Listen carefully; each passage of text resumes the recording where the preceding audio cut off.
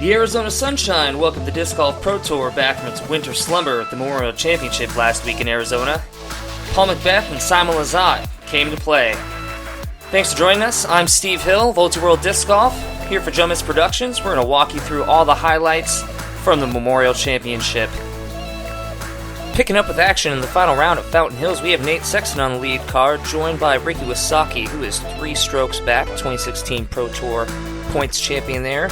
Joined by Simon Lizotte and Paul McBeth, who are tied for first place coming in the final round. Let's catch up with McBeth before the final. Pretty confident out here on this course. I've played really well at it before, and really today it's whoever has the hot round is going to win this tournament. Looking to get a hot start on that final round is Simon Lizotte.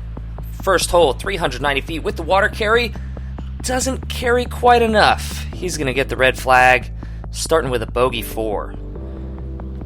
McBeth, meanwhile, 4-time Memorial champion coming in, and that's how a 4-time Memorial champion does it. He's going to be safe with a little bit of a curl toward the pin, looking for the birdie. Connects, and that's a 2-stroke swing off the top. Coming to hole 2, though, McBeth finds a little trouble on his approach. Going to land right behind the one obstacle in the fairway, this pesky little palm tree here. But going to the straddle putt, as he's done all weekend, bang! Keeps pace with Lizotte. Heading into hole 3, Simon sprays it just to the right a bit, but keeps it in bounds. And then connects for the birdie on the elevated basket. Lizotte, in only his second tournament back after season-ending knee surgery, coming out strong as we head to hole 4. McBeth with that bright yellow destroyer we see him use so often. Clips the tree, another friendly roll. He's going to be looking at another straddle putt out from the tree. Wysocki trying to hang alongside McBeth and Lizotte through this round. Gets a little skip, a roll. And you heard the crowd, it's back in. Looks like Lizotte's going to take a similar line, but not similar luck. He's out of bounds. McBeth again with the birdie. And he is just extending that lead. Catching up on hole 7. Wysocki still 3 back. And that roll into the water is going to mean he is more back. Let's see if Simon can make the adjustment with his P2. And that's how you do it, folks. He's going to be ready for a tap-in birdie there. McBeth also with the P2. Clips that little tree branch and is just going to slow down enough to splash into Fountain Lake. He's going to have a 60-foot comebacker, and he cannot hang. With that tap in, we've got another 2-stroke swing, and we are back tied up heading into hole 9. Simon Lizotte going OB again, and he is going to lose a stroke to McBeth. That tie did not last long. Heading into hole 10, we've got McBeth taking a bit of a detour from Arizona, heading to Utah, because that one is in Park City. Great shot from McBeth. And Lizotte cannot keep pace, clanging it off the top. He is back 2 again. Simon, though, on hole 11, leaving his shot out a little bit wide right. He's got a long putt looking downhill. No problem. He had the putter going. The lead for McBeth is back to 1. We head into hole 13. Wysocki still 3 back of McBeth, trying to keep pace. Leaves this one just a bit short between the first and second circle. Needing to convert to keep pace, and just cannot get that one to stick. He's going to fall 4 behind of the lead. We head into hole 14 with McBeth's lead back up to 2. Lizotte, another birdie to keep pace. And McBeth getting a little wild here on hole 15. Watch it indeed. Simon gonna keep his right where it needs to be. McBeth looking for the comebacker to try and keep it up. Oh, just low off the cage. His lead is down to 1 as we head into hole 16. And Simon wants it all. Settle down. Oh, and that is a beautiful sound. Simon loves it. The crowd loves it. McBeth, he loves it too. Takes his FD3 and puts it almost as close. His lead is still going to be at 1, heading into hole 17.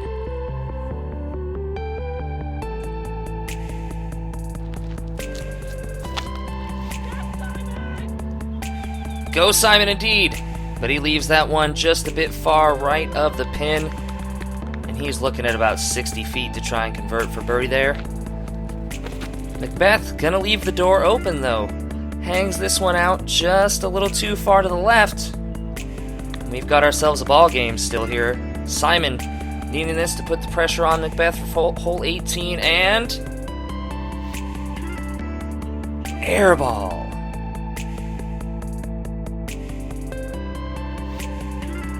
If McBeth converts here, it's the difference between playing an aggressive shot on 18 versus an easy layup walk home, and he gets it just as he has all weekend from that straddle putt. Once he changed the straddle, his tournament changed. But we've still got one more hole, and that does not mean Simon is going down without a fight. McBeth, as the sun sets on this round, puts a shot right down the middle of the fairway. He's going to be safe, which means that Simon is going to have to go big.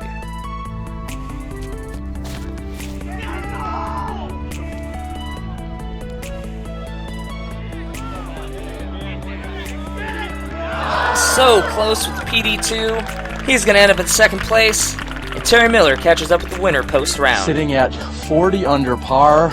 Rarely do you have the opportunity where you can just simply lay up the final hole and still come in a stroke with the victory. Congratulations. How's it feel? I think it feels good. I mean, even laying it up on this last hole with 2 strokes is scary because you know they can put it in. It's a reachable final hole, so I took my chances, but Simon put it close. Well, let's talk about Simon Lizotte. He's fresh off of the injury. He comes back and he proves he's picking up right where he left off. Yeah, he came into this tournament with no expectations, and that's what I like to preach, you know, and people are like, how do you get rid of nerves? Just go in with no expectations. That's what Simon did, and he just played his game, and it worked out well. I mean, he was only, 1 back, so. We caught up with Lizotte after the round for Ultiworld Disc Golf. Again, just his second tournament back from season-ending knee surgery. Here's what he had to say. 4 very steady rounds. I think I averaged almost 1060, so that's pretty good golf right there. Of course, coming up 1 short to Paul. I've done that a couple times in my life. It's all good. I mean, I kind of like that he won. He needed a win. I'm glad to be second. Second's a good finish. Let's catch up on all the women's action as well. Paige Pierce coming into the final round at Fountain with a 6-stroke lead because of shots like this. It does not get much better than that. But she's going to keep trying. Here she is again on hole 3 with another great shot. And she'll tap in for the birdie. Sarah Hokum on hole 6 trying to keep pace. She's in second place currently, going with the high hyzer. She's going to be about 50 feet out. Katrina Allen also taking the big hyzer route, and she's going to be even closer. Hokum hitting the nice birdie putt there. Now we get to catch up with Jessica Weiss, returning to the field this year after a shoulder injury kept her out much of last year. She's parked on hole 8. As is Katrina Allen, getting so close, but not quite close enough to keep up with Paige Pierce, who ran away with this event with a 13-stroke lead as she taps out here. And again, Terry Miller with Paige after the round. I don't think that I will lose this year. The course might beat me, or I might beat myself, but I don't think I'll lose the tournament. Bold statement by Pierce, not exactly outlandish. This is her 3rd big win of the season to start. Also of note on the women's leaderboard, Valerie Jenkins in her first tournament for Discraft, battling back to 3rd place overall. Flipping over to the men's side, we see Dave Feldberg and Ricky Wysocki tied for 3rd place. Wysocki originally owned that spot on his own. had a couple instances of scorecard errors on the tournament. Twice throughout the 4 rounds, he was assessed a 2-stroke penalty for scorecard errors. Normally hitting big putts like this, now getting penalized. Terry Miller again caught up with PDGA events manager Mike Downs to discuss the situation. What we had was just a clear case of miscommunication. When the scores were being recorded for the final 6 holes for that second card, Ricky had been recorded as taking a 2 on holes 13 and 16 and a 3 on hole 14, when in actuality he actually got a 3 on holes 13 and 16 and got a 2 on hole 14. So after all that is all added up, basically what happened was Ricky was assessed a 2-stroke penalty on top of the correct score, which would have been a 45. So he did record a 47, which puts him from the top of that lead card now to the bottom of the lead card here in round 3. Wysocki, commenting on the situation to Ultiworld Disc Golf, said, "Not only did it make the 2 strokes for the penalty, but it made the whole momentum of the tournament completely flip-flop, and I don't think I ever really regrouped from that. It's not a situation I've ever been in before. I felt sick to my stomach when it happened, and I really could never, I'm not making excuses, but I could not snap out of it." Ricky's misfortune ended up benefiting this man, Dave Feldberg, in his first Open competition back after spinal fusion surgery last season, looking strong, coming in at a 3rd place tie, keeping it in the fairway, hitting the putts when he needed to. Good to see Feldberg back in competition. As we take a look at Dave Feldberg's UDisc stats for the tournament, biggest percentage for him, Circle 2 in regulation, making sure he gets those 60-foot green hits where he needs them. Bringing you the best of the rest, these are the Hot Shots Memorial presented by Discraft. We're going to start it back with Feldberg. Do not try this at home, kids. That putter is upside down, still gets it in for the birdie. We go from upside down to laying down. Kale LaVisca with the layout putt during the final round at Fountain. He came in 5th place overall. KJ Nybo, the Danish champion from across the pond, just keeping it out of the pond at Fountain in the final round. He tied for 7th place. Over on the women's side, Sarah Hokum with her Pro Discus Joker. Putt. Oh, in the It's a great shot during round 3 at Vista. That was Central Coast Disc Golf on the call. Nate Sexton back in round 1 with the big putt. We know the people love Nate Sexton. Nate Sexton loves it. Simon Lizotte back in the final round. 2nd approach. right. That man loves his medal.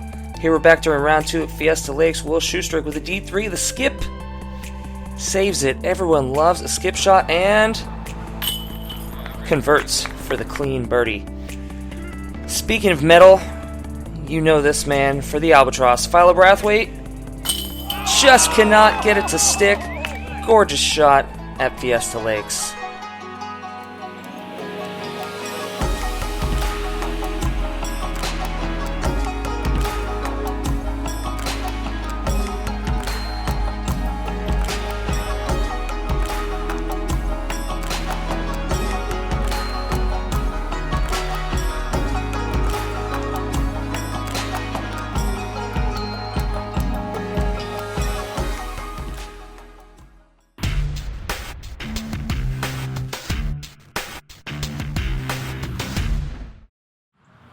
Hey there everybody, I'm Steve Dodge. Welcome to Innova Presents Standings and Stats of the Pro Tour. We're going to go through who's doing well, who needs to do well, why it matters, and how they did it. Are you ready? I'm ready.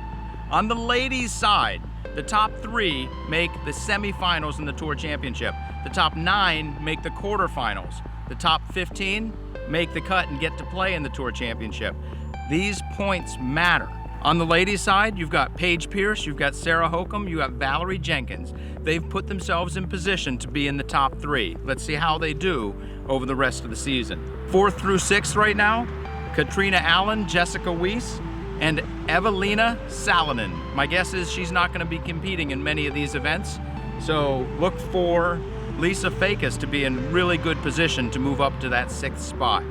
Rounding out our top 10, we've got Jennifer Allen, Zoe Andyke, Vanessa Van Dyken, and Melody Weibel. These ladies are in a really good position to get that bye into the quarterfinals. So jumping over to the men's side, we're just gonna go over the top 8 guys right now. And these guys have put themselves in position to get a bye into the semifinals of the Pro Tour Championship. The top 25 get a bye into the quarterfinals. The top 50 make the cut. Anybody can go to udisclive.com, click on players to see where they stand. Paul McBeth, our winner at the Memorial Championship presented by Discraft, he is in first place in good position to make the top 8. Following him, you've got Simon Lizotte, Dave Feldberg, Ricky Wysocki, Nate Sexton, Kale Laviska, and Philo, KJ Nybo, and Eagle McMahon are in a 3-way tie for 7th. KJ's not playing that many Pro Tour events. Eagle McMahon's put himself in a good spot to make the top 8. Now let's look at people that need to make a move. These 5 guys, I'd look for them to make a move at the Waco Charity Open presented by Dynamic Discs. You've got Devin Owens, Jeremy Coling, Dustin Keegan, Johnny McRae, and Drew Gibson. These are the guys that are going to be hungry to get those tour points and move into the top 8. Follow those guys because they're going to be making some moves. All right, now we're going to quick run through some stats from the Memorial Championship. This is just the Memorial Championship, not last year. At the Memorial Championship, we had Paul McBeth, Simon Lizotte, and Ricky Wysocki, who all carded over 60% birdies. If you read our article about what it takes to win a Pro Tour event, 50% is the magic number, assuming you don't have any bogeys. Those guys cleared 60%, so they were able to be more aggressive and still put themselves in contention for the win. Keep it up, Ricky and Simon. You're going to be right there again. Another interesting stat that we've got Circle 2 in regulation. Nico Locastro actually led that stat at a staggering 87%. One problem for Nico, Circle 2 putting was lowest among the top players at 13%. If Nico can turn on his Circle 2 putting, look for him to be making a run at the championship at next week's event in Waco. And that's it for the Innova Presents Standings and Stats. We look forward to seeing you after the Waco Charity Open, presented by Dynamic Discs. Follow the Pro Tour. Thanks for watching.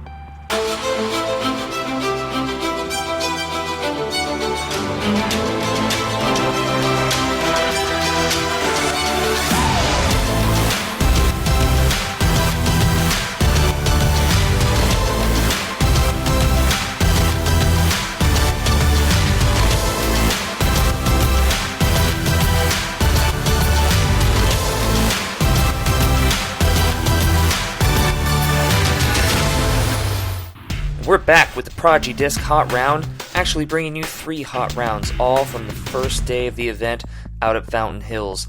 Nate Sexton, Simon Lizotte, Eagle McMahon all went 11 down on the round. Let's take a little bit of a look at how it was done. Eagle starting it off on the first hole, saddling up right to the pin for an easy birdie.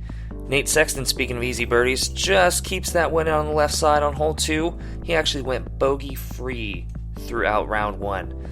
Catching up with Simon on hole 7, taking the same shot we saw during that round 4 recap, that nice easy P2 shot, and he'll just have a little cleanup for his birdie. Catching up again with Eagle McMahon on hole 10.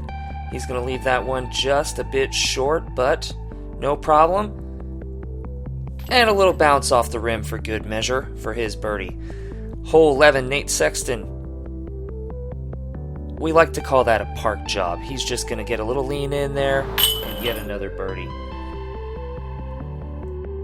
Heading into hole 12, Eagle with the big hyzer shot. And it doesn't get much closer than that. Again, these guys were just carding birdies all day. And here's another big one. Nate Sexton from the second circle was 4 out of 5 on the day. His round was made by those big birdie putts. Eagle on hole 17, leaving it just a bit wide, rolls into the edge of the circle, and doing his best Adam Vinatieri impression, splits the uprights. It's good for the birdie. We're going to end the day with Simon Lizotte, again, 11 down on the round in his return, his second tournament back from season-ending knee surgery. Let's see what he had to say about the round. 11 down on this course. I've played really well on this course in the past year, so it's all right. I made some really stupid mistakes, but also threw some great shots. I'm pretty happy with that.